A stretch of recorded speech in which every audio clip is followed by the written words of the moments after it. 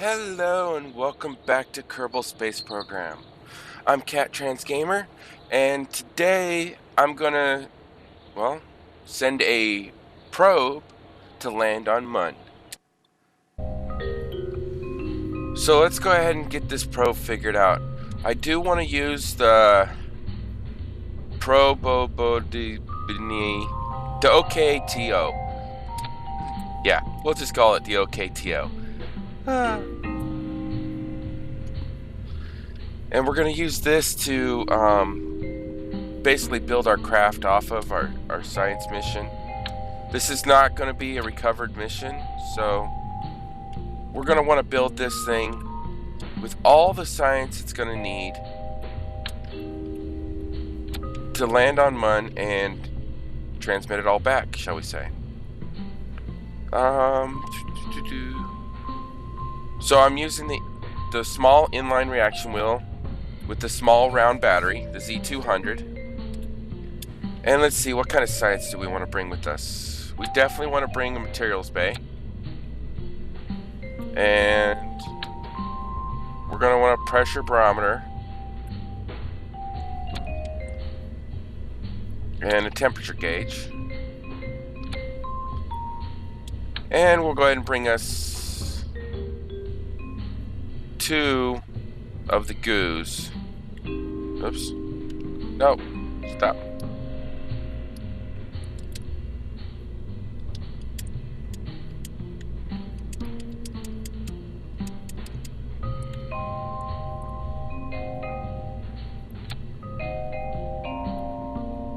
Let's try to get that a little more centered. There we go. We'll just leave it like that. I'm not too worried about the parts clipping there.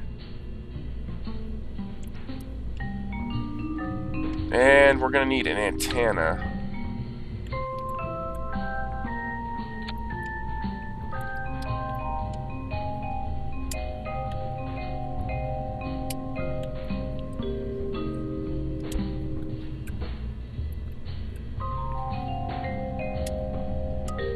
Alright. And let's see, we definitely need a way to recharge. So we're going to need our handy dandy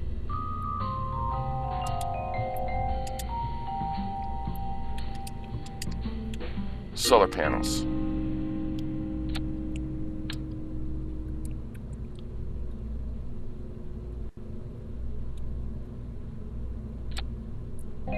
There we are. And let's go ahead and offset those just to bring them down just a little bit. Or up just a hair. That's what it is. Now, I recommend sending a probe if this is your first time trying to land on Mun. I highly recommend sending a probe rather than a Kerbin, because Kerbins are irreplaceable. Probes, you can just build another one. And you don't want to be crashing the first time down. And we'll go ahead and throw this parachute on there just to make it a little more aerodynamic at the top. And the reason I'm setting the solar panels on one side is because when I land, I'm going to land in such a way that the sun is going to be hitting that side of the craft. So I'll rotate the craft around as I land. Now you might be saying, you know, how are we going to get this thing down? Well, we're only going to need the FT200 fuel tank. And we'll go ahead and put on a Terrier. And then landing gear.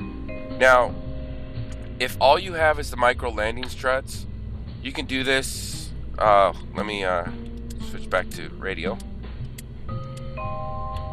You can do this using these. What I recommend is you place them down, and then with offset,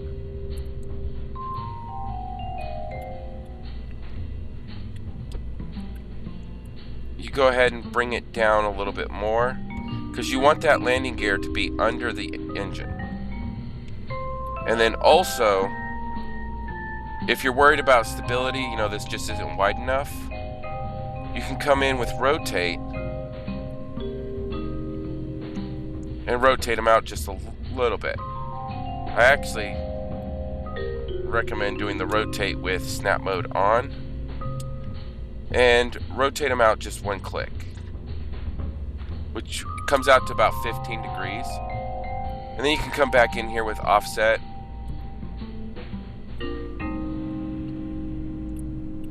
and bring them down to where they're under the engine. And then come in and hit circle on these things. Oh, you can't make them rigid here. Okay. That's right. These ones you can't make rigid. So you'll just have to try and land a little bit softer. But since I've got the larger landing gear, the LT1, I'm going to use these. And I want to actually place the single landing gear on this side. But I want it...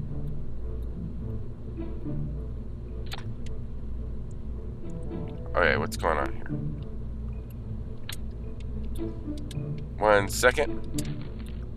Let me rebuild this stack because I built it with radio or mirror mode on, and that might be affecting why those aren't lining up right. Okay. LT1 strut.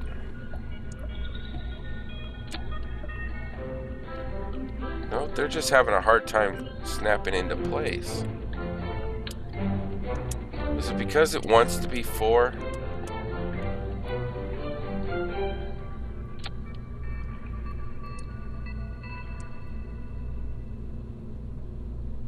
No.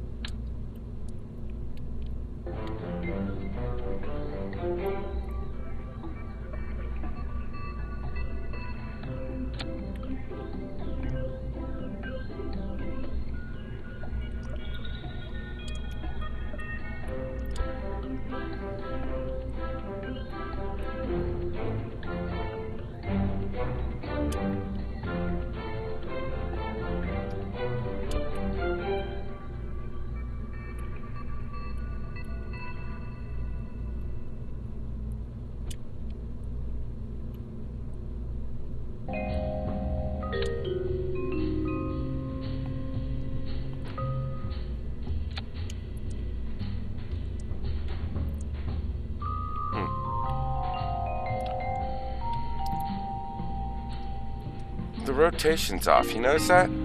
That's what it is. Why is the rotation off?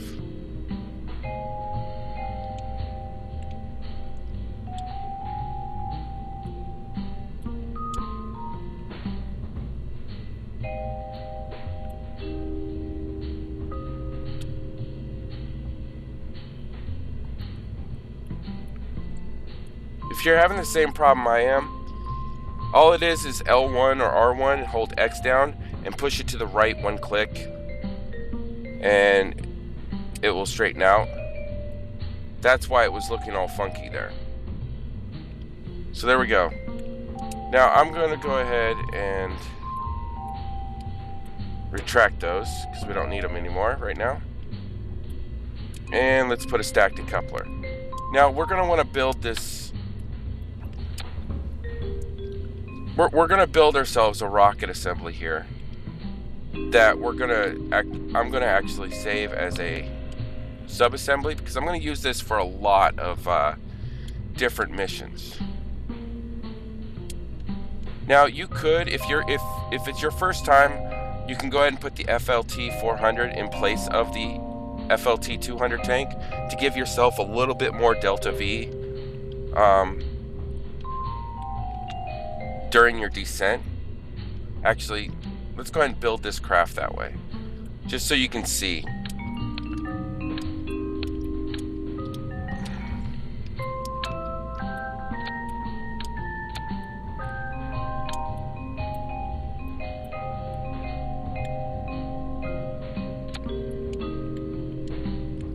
Yep, that'll work. Alright, now I'm going to come in with the 800s, the FLT 800s. I'm going to put 2 of those on there.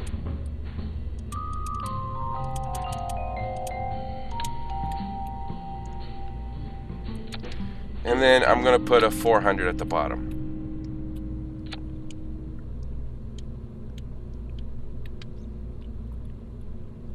Alright. Now I want to duplicate that stack. And then I'm going to put a swivel engine in the middle.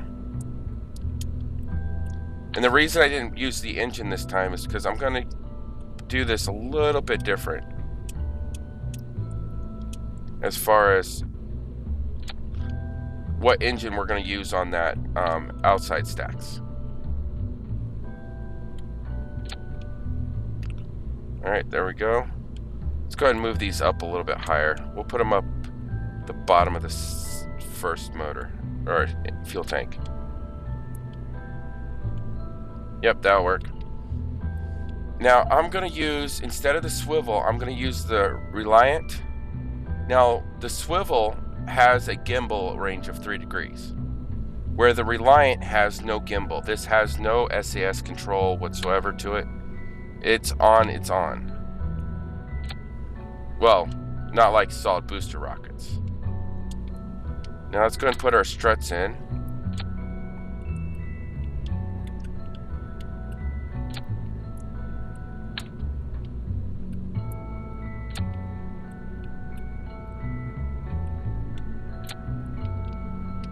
Okay, be that way.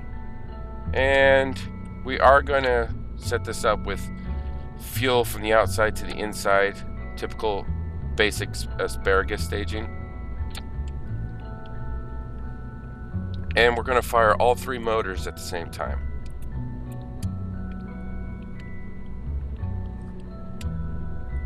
Alright, for aerodynamic purposes, let's go ahead and put our caps there. And take a look at our part count. We're only at 42 parts.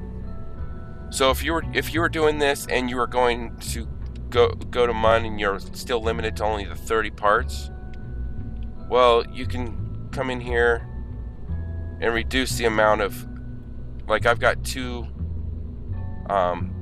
antennas on here. You can only put, put 1 solar panel, stuff like that. You can do a little bit of things to reduce the part count. On these outside stages, don't put these 2 tanks there. Only use 1 strut instead of 2 strut per side. There's few things in there you can do to reduce the part count so you can get down to that 30 parts. But I would recommend upgrading your vehicle assembly building. It's not that hard to make money.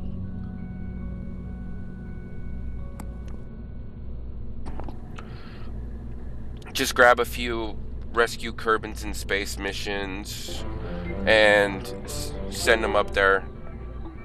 And to reduce costs on the rescue space missions, you can do your typical, just real quick so I can show you guys, you can do your typical command pod and put a Probius probe on top, and you don't have to put a pilot in there because the probe will act as your pilot. So you can launch it without any Kerbin in there, leaving that seat open for the Kerbin you're going to rescue. Just a thought. But this is the probe right here. I'm going to actually rotate these antennas in a little bit more straight.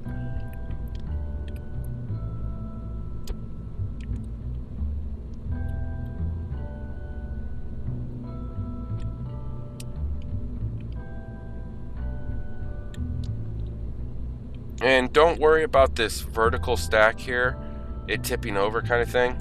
That's going to be strong enough for us to actually land. So. And one thing that's nice is reusable science data.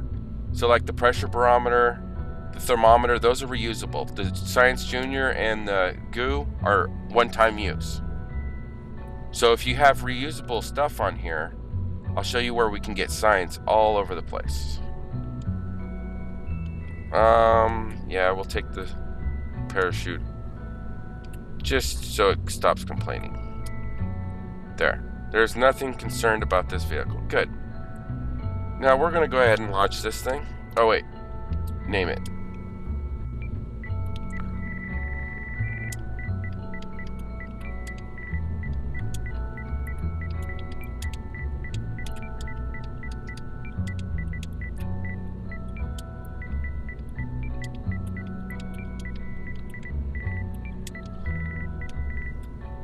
I don't know what FOHO means, but why not?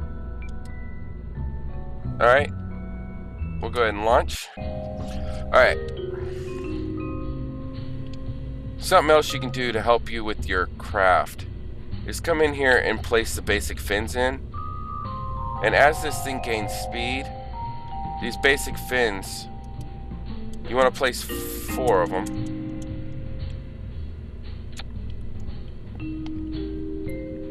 Okay, I don't like these parts clipping. Oh. Okay.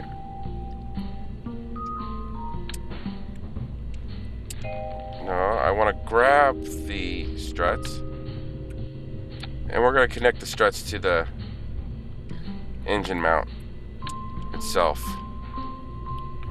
Just for prosperity purposes.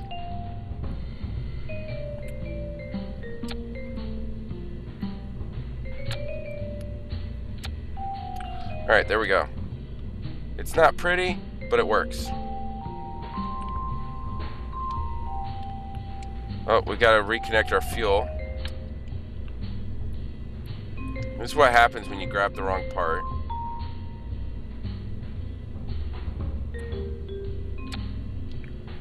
Alright, make sure our staging's still good.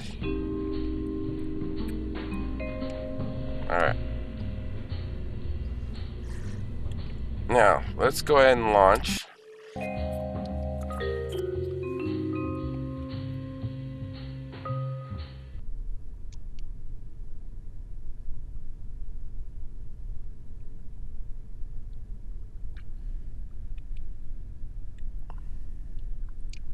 Alright, now let's get this thing into orbit.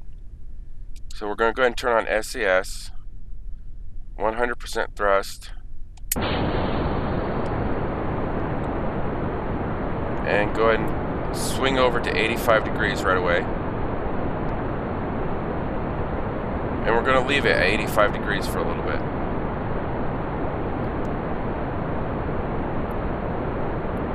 Come on, back up to 90.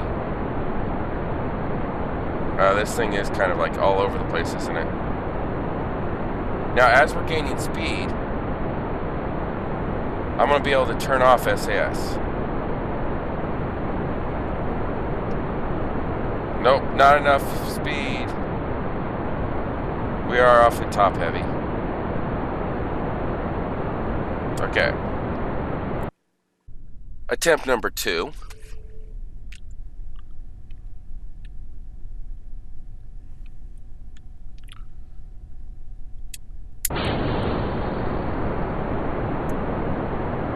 I didn't have enough speed yet to do that. To basically let the craft fly itself. Alright, 85 degrees. Give or take a couple degrees.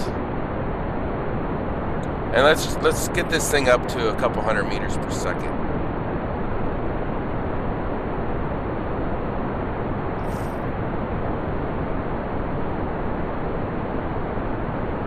I'm not liking the pitch control over there. It's really trying to pitch itself to the north.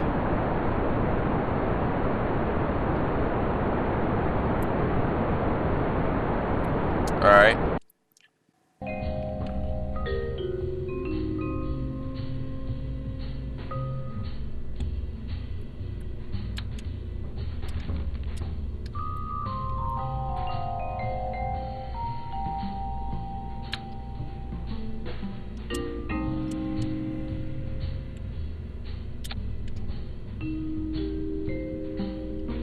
And let's try to get them centered.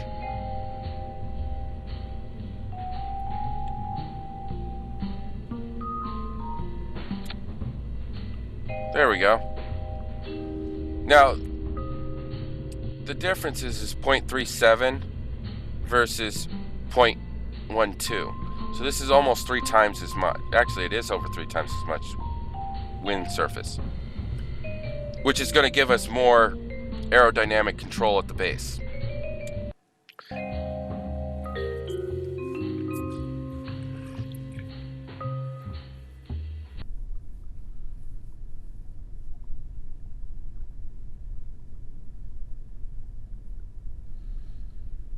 Alright, there we go. SAS on. Come on over to 85 degrees.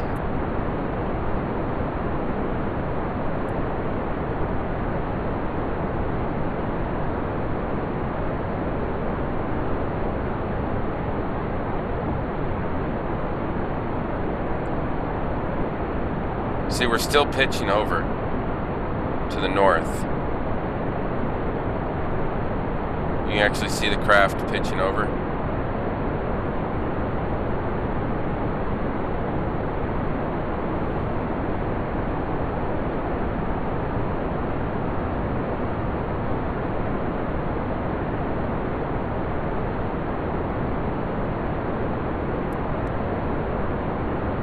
Why are we losing so much control of this craft?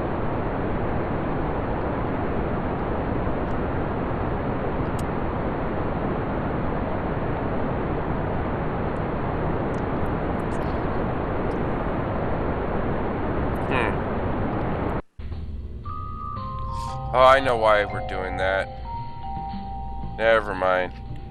It was the idea I had of the solar panels right here. That's not going to work.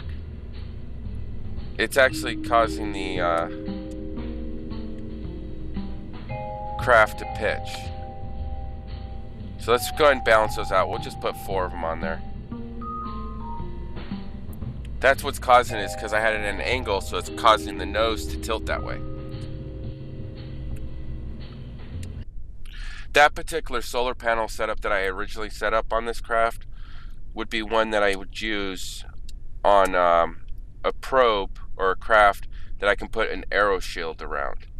So if you're able to put an aero shield around it, then that won't affect the aerodynamics while launching. So you can set them up that way.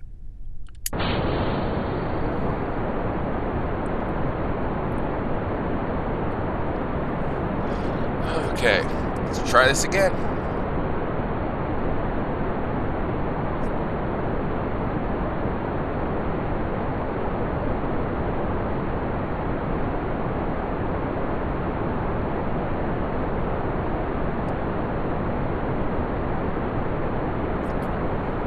Now, if you notice, I set it to about 85 degrees, but it's slowly tilting closer and closer to 80. It's actually moving itself over a little bit. And that's only because the aerodynamics from the fins is causing it to do that.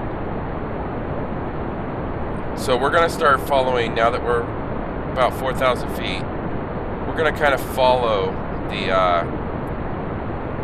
prograde orbit, which is that green circle on your gimbal. And we'll get this thing up into orbit.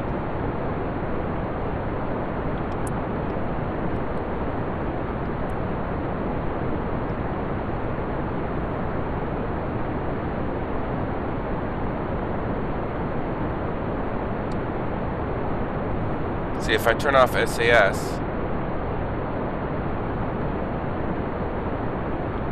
it's going to want to rotate. But because of the fins, it's actually going to start following that prograde orbit.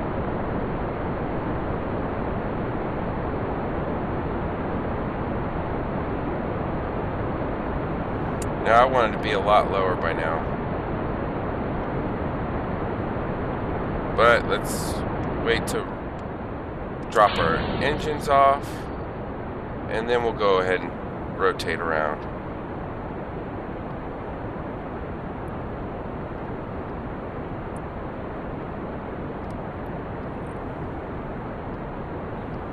Now we're trying to get surface or orbital speed up. Okay, so let's go to UI module. Yeah, see, that's just too much of an arc.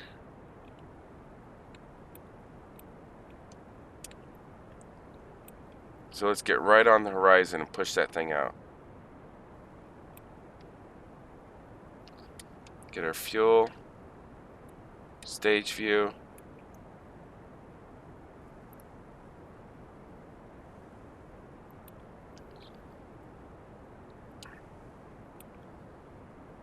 Now, I don't want to get this thing any higher than 90,000.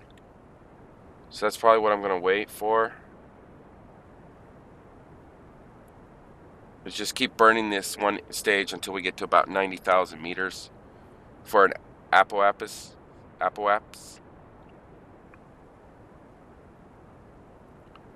And then we'll kill the engines.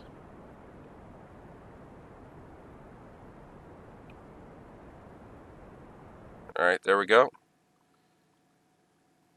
Now, if you notice, it's dropping just very slightly. That's because I'm still in the atmosphere. But once I get out, we can go ahead and add the maneuver node. Now grab the prograde, and we just want to rotate this till we get... You see the apis and the periapis will start to flip. There we go.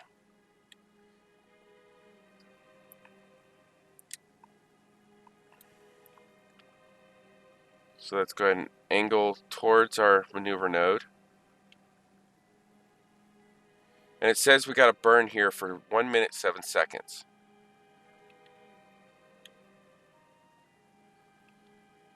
So what we do is at about half that time, so that would be what, 34 seconds? Or yeah, 34 seconds. I'm going to start my burn. But while we're waiting to get there, I'm going to go to my craft. And let's see that we're getting power on any of these solar panels, so we don't run our power out. Nope. So we've got that one and this one right here, I think. Yep. Alright. Let's go ahead and start our burn.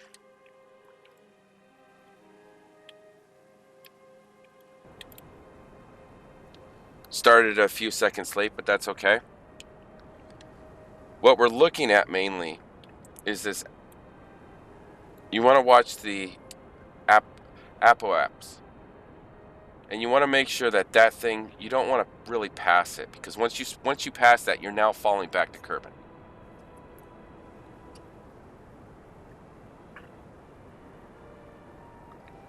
So our time's slowly, if you notice it, the seconds T minus 10, 9, now it's 8.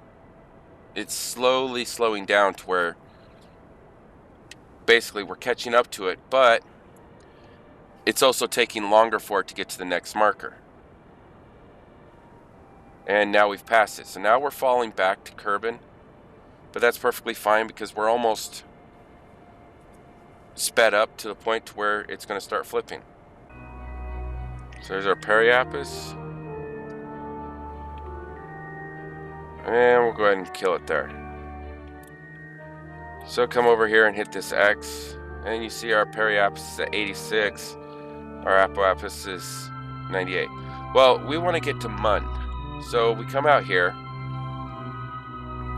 find Mun, set as target, and if you set it off to the right hand side,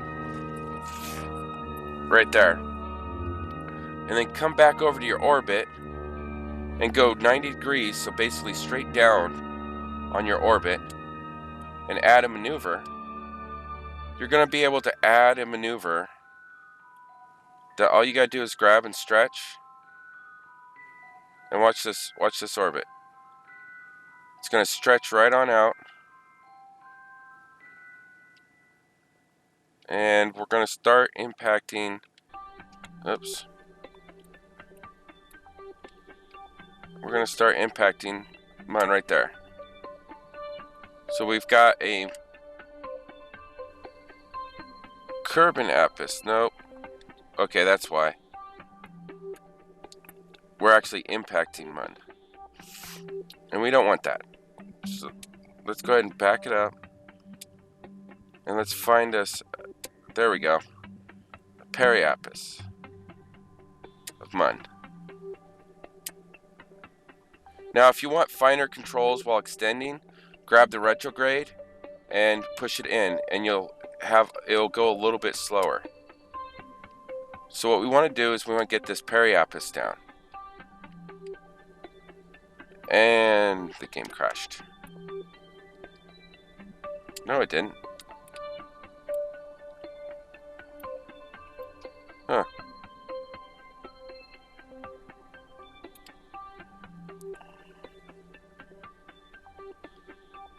Tap it in just a little bit. No. Gone too far now. Okay.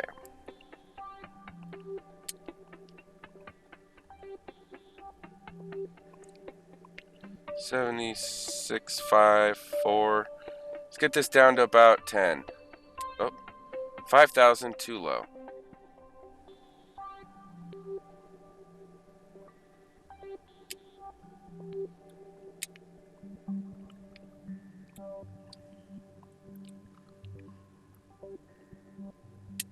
Okay. Another way you can do this is you can come in here to the actual maneuver node. Can you do it in this one?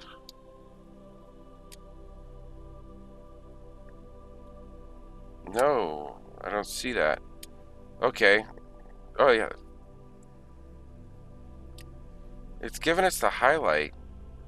There you go. You can come in, if you get that circle highlighted, you can come in and grab it and move it around your orbit. And if you notice, it's adjusting the altitude of our periapis.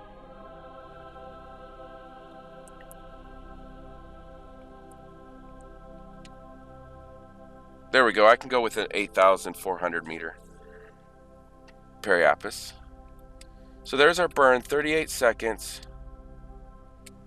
And we're 22 minutes away. So I'm going to go ahead and again on the dotted line, click on it and warp to next maneuver. That's going to put us, actually, before we do that, cancel the warp.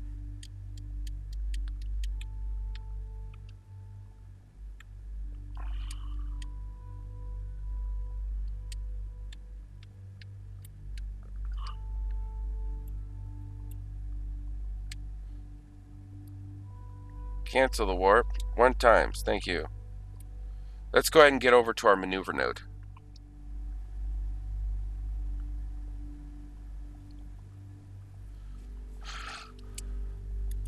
And if you're finding it's difficult to move your craft, just get it going in the right direction, turn off SAS, and just let go of the controller. It will just float around. Once you start getting close to it, go ahead and turn SAS back on.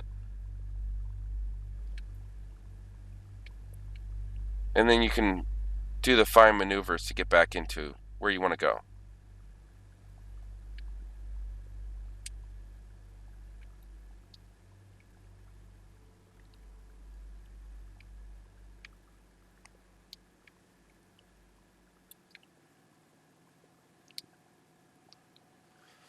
Okay.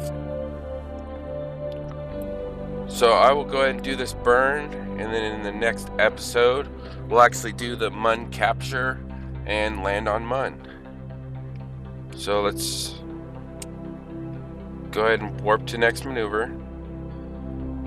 Actually, yeah, warp SAS on. Warp to next maneuver.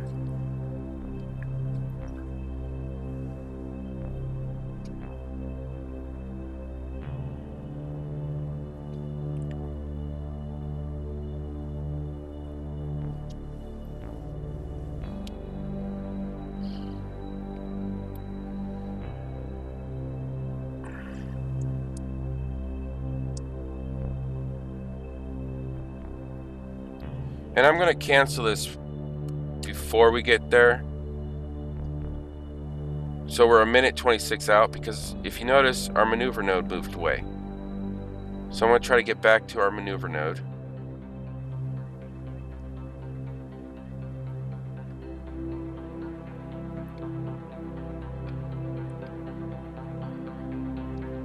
Alright. And see, a minute 16. Oh, actually, no, we want half that time. So we want to start burning at, what, 19 seconds. So we'll go ahead and manually fast forward. Get down to about 25 seconds or so. And then we'll cancel the fast forward and get ready for the burn.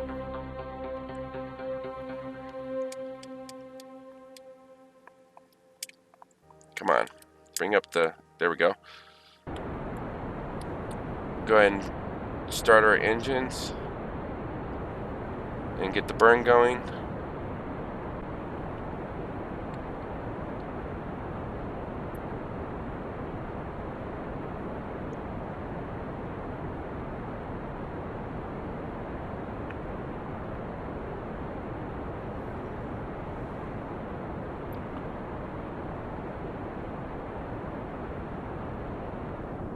Now I'm going to start slowing down in the last couple of seconds, because if you notice, things are happening a lot faster.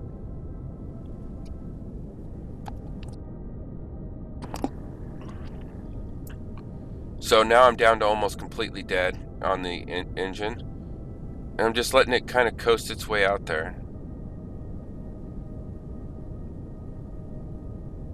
So there we go. There's our periapis. Okay. Now it did change our periapis, but I'll show you in the next episode how to correct this. Because originally we were going for an 8,000, almost 8.5 kilometers.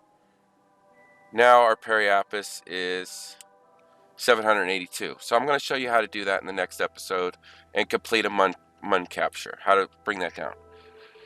So till next time, I'm Cat Trans Gamer, and bye!